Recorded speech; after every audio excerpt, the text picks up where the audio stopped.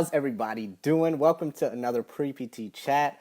For those of you that are new, my name is Casey Coleman. I'm one of the co-founders of Pre-PT Grind, and I'm also a physical therapist. And here at Pre-PT Grind, we basically help you get into PT school without wasting a lot of time, a lot of money, a lot of stress, a lot of anxiety that you all are going through in order to get accepted into PT school, because we know it's tough, it's rough. You have a lot going on. Then on top of that, you have to apply to PT school. Like, seriously? So we try to make your lives easier. We try to make this whole process much easier for you getting into PT school. So Edward, hey bro, what's going on? Mr. Cody, my man, how's it going? Keandra, Andrew, thanks guys for joining me. And on this pre-PT chat, this live stream, this podcast, this video, let's talk about something called accreditation.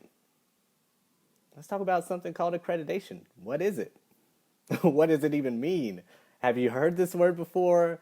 Have you been searching schools to apply to and seen this come up and said, oh shoot, I see it. They are accredited. They're not. They're this or that. What is going on?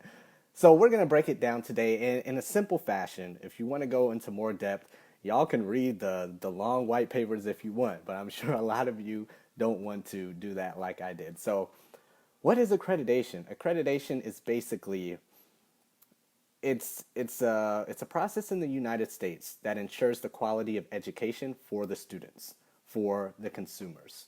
So it's not just PT schools that have to go through accreditation. Community colleges, universities, nursing schools, med schools, farm schools, dental schools. There's accreditation is not just for PT schools, it's for most institutions and universities. So for physical therapy, now this is when it gets specific. Who grants physical therapy schools accreditation? Who has that power? Who's in the driver's seat? And who's in the driver's seat is a body called CAPTE, CAPTE, and that stands for Commission on Accreditation for Physical Therapy Education. That's what it stands for. And they're the big dogs. They're the ones who grant accreditation. They're the ones who grant accreditation. Bob Lou, what's going on? Thanks for joining. And why accreditation is important? Why is this even there? What does it even mean? Because in order to be a licensed physical therapist, in order to sit for your licensing exam, you have to have graduated from an accredited institution. Now you're probably like, oh, now it makes sense. That's why I need to be accredited. Yes, that's why it's there. That's why it's there. So accreditation is not just, oh, it makes the school look good. No. Accreditation is there because in order for the state to let you sit for the licensing exam, the physical therapy licensing exam, you have to have been graduated from an accredited university. Okay? So now let me make some parallels here. Let me make some parallels, because you know how you guys are scared to apply. You're going up against these big bad PT schools. You don't know what PT CAS is. The schools are basically in your seat. They are understanding what you're going through when they are applying for accreditation. Think about it. Think about it. If CAPTE is the big dogs, if CAPTE is in that driver's seat, and the schools are applying for accreditation, during that process, they are basically you. When you're applying to PT school, you're applying to get accepted. When PT schools are applying for accreditation, they are applying to get accepted for accreditation. And now, this is where it switches up a little bit. There's something called candidacy. They become a candidate for accreditation. And something different about this is that candidacy is harder to get, at least from what I understand, than accreditation. And this is where it gets important for all of you listening, because if you see that a school's not accredited yet, and we'll get into that in a minute, if you see that a school is not accredited yet, if they are granted for candidacy and they've been accepted if they've been accepted as a candidate for accreditation, they are, I don't want to say 100%, but they are 99% of the way there. They are an outstanding candidate for accreditation, to be accredited. So that puts you in a great place if you are attending or applying to an institution that has been granted candidacy. you're in a great place. Now the cons are it's scary. The cons are, oh shoot, this school is not accredited. The cons are, can I not sit for my licensing exam? However, this is where another important piece of the puzzle comes in, because in order for them to be granted accreditation, they need you. They need students to go through their program and actually do what they told the big bad dogs CAPTI what they were going to do. So let me break it down even more. So if we're making parallels to PT schools in your application, the PT schools, when they're being granted candidacy or applying for candidacy, that's like you applying to PT school. The schools have to write down everything that they want to happen in the school, actually do it, say where the money's going, say how much is going to cadaver lab, how much is going to the teachers, the students. They have to break down every single lesson plan for every single student, for every single week, every single test.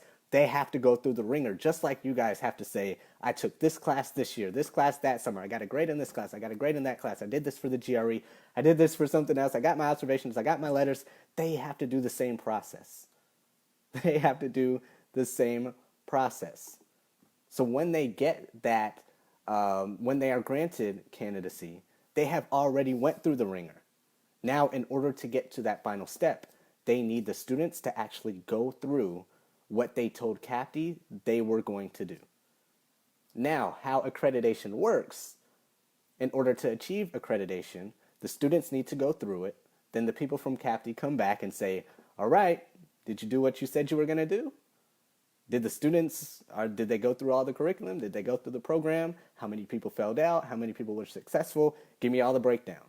And once that happens, once they do all their paperwork and all that stuff, then they are granted accreditation before that class graduates. Then, when that first class graduates, they have been, graduated from an accredited PT institution. And you're good to go. You can sit for your licensing exam, you can sit for your boards, you can practice as a physical therapist. So, I went through that quickly. I went through that as simple as I could. Now, if you're me, like how I usually sit in the back of the class and I'm talking to my friends and I'm on my phone, you might need to replay this. You might need to go to, I think it's capti.org, or just Google CAPTE, CAPTE. And if you need to read all that stuff on there, go ahead. But if you don't want to, just replay this podcast, replay this live stream, because it's important. We need to know who we're going up against. I don't want to say up against, but we need to know the game. We have to understand this. Everything's not all sexy. Everything's not like all hype. Everything's not all motivation. Everything's not, oh yeah, I'm feeling good. No, if you guys want to go against these schools, these institutions, who are smart people, you have to understand them at the level that they are playing this whole game. And if you do, you guys want to know how to stand out?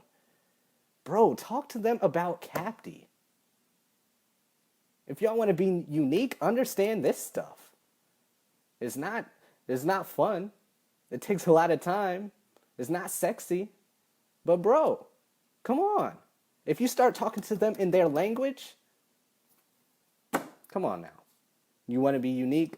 We can talk about being unique. But nobody wants to put in the work like this. But if you do, hey. So this is not the easiest live stream to listen to. This might bore a lot of people. That's fine, but you need to understand this, at least at that level. At least at this level that I'm talking about. At least if you're going to apply to schools that are not accredited. At least understand what's going on. And if you want to dive deeper into it to stand out, you are in an amazing, amazing place. So I talked about the cons, how it's scary, how people don't want to do it, how there's a lot of questions, all that stuff. Now, what are the pros? What are the pros of applying to a school that has been granted candidacy for accreditation? Like I said before, they're applying for accreditation just like you're applying to PT school. So what does that mean? Everyone is on the line.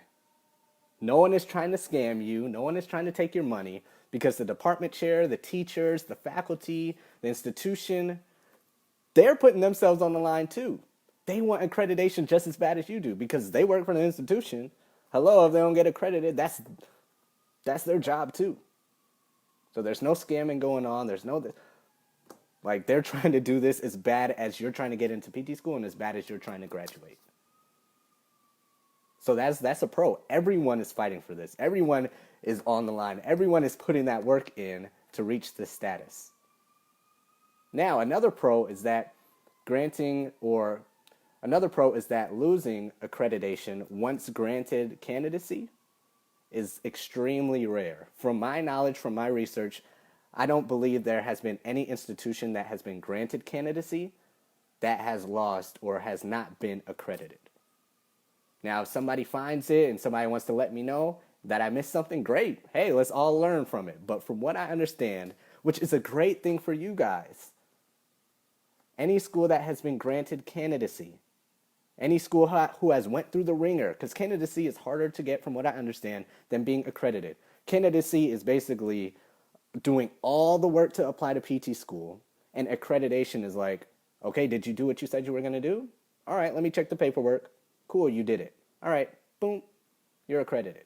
But candidacy is like, you got to do your whole, it's the equivalent, I'm probably safe with saying, it's almost like the equivalent of you applying to PT school, doing all that paperwork, doing all that stuff, all those prereqs, everything that you have to do, the schools have to do that and more to be granted candidacy. So, losing accreditation once you're granted candidacy is very, very rare. Now, have schools that have been accredited for years lost accreditation? Yes, that has happened before, but that's not what we're talking about right now. We're talking about new schools who are trying to be accredited. So losing that is very rare. Now, another pro is that, like I said, everyone is fighting for this accreditation. So these schools are listening to their students more. They care more. They put in as much work into getting accredited as you put in to getting into that school. It's everyone is working towards the same goal. So that's another pro to it. And like I said, from what I understand, no PT school has been denied accreditation once granted candidacy. The only difference, or one huge difference, is that they need your help as students to get accredited. And that puts you as students at a great place.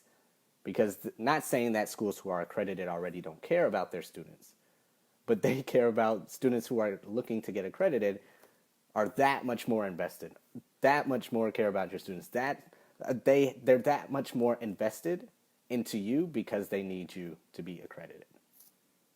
So, I hope I didn't ramble too much. I hope I didn't bore too many people. I'm going to keep this as short as possible because we can get into a lot of details, which I don't want to get into. I just want you guys to understand what's going on here. I want you guys to at least have a basic knowledge of what's going on when you see that a school is accepted as a candidate for accreditation or accredited or looking to be a candidate for accreditation, all that stuff. I just need you to have a basic understanding of what's going on so that you know what you're getting into. Like we talk about all the time, we don't want you to apply blind. We don't want you to say, oh, I never learned about this. No. You have to put in this work. You're spending all this money. You're spending all this time. You're doing all this research. You're applying to all these programs. You have to know what's going on. You have to understand the game. You have to understand who you're applying to and what's going on from their perspective. So understand this. Rewatch this video. Oh, not boring at all, Megan. Thanks. I appreciate it. Savannah, what's going on? Hong, what's going on? Sarah, it's important. It is. Dustin, what's going on? Thanks for joining.